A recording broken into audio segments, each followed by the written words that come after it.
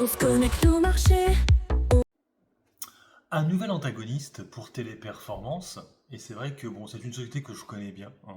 J'en ai déjà parlé plusieurs fois à l'époque où je faisais, vous savez, les dirigeants qui achètent les actions de leur propre société, hein, Olivier Novasque, hein, on va parler bien sûr de SideTrade, hein. Du coup, je vais utiliser, hein, le magazine Investir parce que c'est de là, hein, j'ai vu les informations, donc je donne mes sources, hein, voilà, ça vient de ce magazine-là.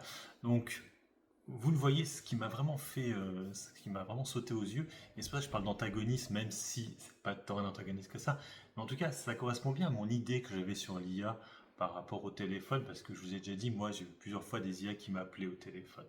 Donc là, vous voyez, hein, c'est un article, hein, de magazine Investir, et ils le mettent là, hein. Donc je vous lis ça. Ce dernier va nourrir l'IA de SideTrade, Amy, elle s'appelle Amy, qui utilise l'apprentissage automatique pour recommander des actions spécifiques visant à réduire les délais de recouvrement. Oui, ça va. Il faut savoir qu'en fait, cette société SideTrade, c'est principalement pour le BFR, besoin de fonds de roulement. Une société, elle l'améliore, hein, grosso modo, pour relancer les clients et tout comme ça qui n'ont pas payé.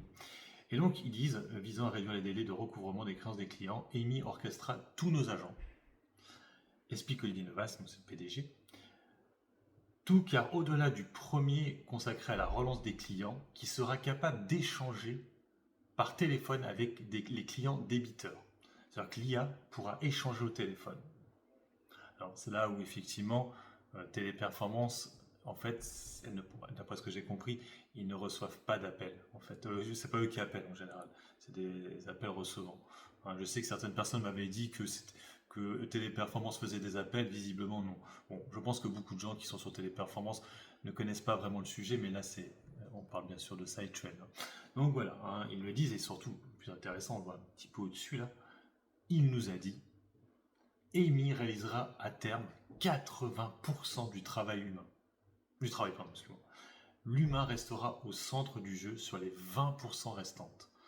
Et effectivement, oui, parce que l'IA va permettre d'épurer, hein, tout ce qui est facilement remboursable, récupérable, hein, grosso modo. Et quand il y aura des bugs, donc dans 20% des cas, à ce moment-là, l'humain ira dessus. Voilà. Donc c'est vrai que on pourrait parler un peu d'antagonisme. En tout cas, ça va bien dans la logique que j'avais qu'effectivement, une IA peut faire les boulots un peu de merde, pas très intéressants, que font souvent, tu as une liste de personnes à appeler et qu'il y a beaucoup des appels en fait qui sont assez simples finalement. Ah oui, excusez-moi, j'ai oublié, hop, et hop, il le fait quoi. Ouais, il y a beaucoup de ça. Et après, dans 20 ou 30% des cas, peut-être que 20, c'est peut-être un peu plus, peut-être 30, ça va bugger. C'est-à-dire que la personne ne va pas vouloir, ou il y aura quelque chose qui n'ira pas. Et là, à ce moment-là, effectivement, il faudra de l'humain pour pouvoir mieux gérer la chose. Donc bon, c'est une société effectivement qui cote sur Euronext, on le voit ici, hein, ALBFR, en plus le nom est bien trouvé, hein, besoin de fonds de roulement, ALBFR. Donc sur Euronext Growth, hein, malheureusement, alors il n'y a pas de TTF dessus, on est sur une valorisation actuellement assez élevée, hein, force de constater. Alors attendez, est-ce qu'on a les valorisations, est-ce qu'il les met trésorerie nette sur les fonds propres, on est à 35%, ça va.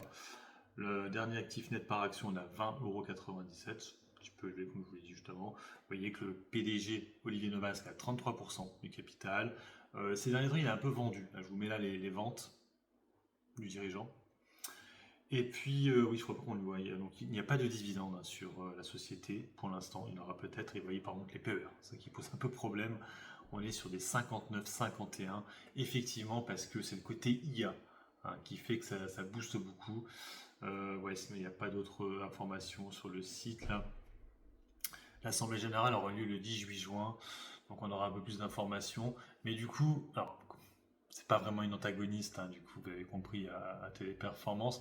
En tout cas, c'est une société qui va aider, hein, via un agent qu'ils ont créé eux, du coup, qui gère. Ça ressemble un peu à Lighton, vous voyez, Lighton, un peu le même style, quoi. C'est-à-dire que c'est un agent en fait que tu mets sur ton ordinateur, grosso modo, et il va gérer comme ça.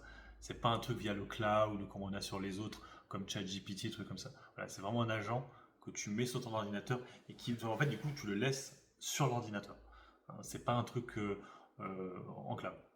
Voilà, c'est juste ça. Donc un peu comme Lighton, hein, qui est un peu ça. Voilà, donc là effectivement 320 euros, on est peut-être un petit peu cher, hein, sur le dossier. 320 euros, c'est le price target, excusez-moi. Là, je crois qu'on est à 270 euros. Bon, Olivier Novasque baisse un peu, mais c'est vrai que si à un moment donné il y a un effondrement sur la valeur et qu'on repasse en dessous des 200, même à 220, ça vaut le coup, hein. Elle me fait penser, vous savez, à quelle société qui a été sortie de cotation dernièrement. C'est la société Healthcare. Un peu le même style, hein. La Healthcare qui était plutôt pour tout ce qui était dématérialisation. Ben, ça fait un peu penser à celle-là, hein. C'est-à-dire qu'Healthcare, rappelez-vous, elle était montée jusqu'à 500 euros, les PER étaient très élevés.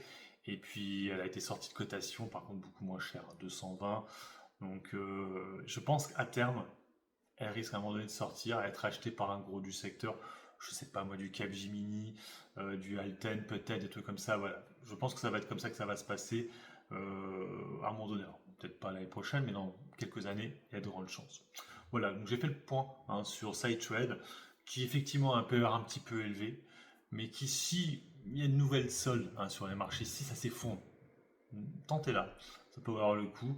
Et peut-être qu'à un moment donné, il y aura aussi un dividende dessus. Ce serait bien aussi qu'elle passe sur le marché normal, hein, pas sur Euronext Growth, sur Euronext compartiment B, je pense. Voilà, bon, j'ai fait le point sur SideTrade. Vous en pensez quoi? Mettez en commentaire. Bon investissement, bon trade. Ciao, ciao.